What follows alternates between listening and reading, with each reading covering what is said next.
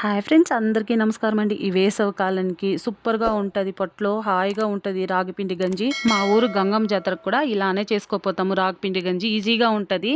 ఒక గ్లాస్ బియ్యాన్ని వాష్ చేసి బాగా ఒక 5 గ్లాస్ వాటర్ పోసి ఇలా బాగా ఉడికించుకుందాము.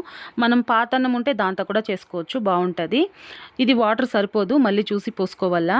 ఒక 2 స్పూన్లు సాల్ట్ వేసేసి బాగా ఇలా మెత్తగా చూడండి, ఇలా ఉడికితే చాలు.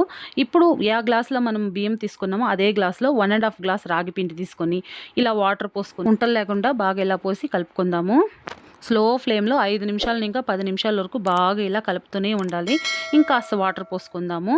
ఇది బాగా పచ్చి స్మెల్ పోవాలా, అప్పుడే బాగుంటుంది. ఇంకా సరిపోయింది. ఇప్పుడు ఆఫ్ చేసేసుకుందాం స్టవ్. ఇది నైట్ చేసి పెట్టి పొద్దున్న తాగితే సూపర్గా ఉంటుంది. లేదంటే ఒక 2-3 గంటల సేపు అయిన తర్వాత మనకి ఎంత గంజి కావాలో కాస్త పెరుగు కాస్త సాల్ట్ వేసి పక్కన 2 మామిడికాయ ముక్కలు, 2 ఉల్లిపాయల ముక్కలు, 2 పచ్చిమిరపకాయలు పెట్టుకొని తాగండి. అబ్బా, అదిరిపోతుంది అంతే, సూపర్.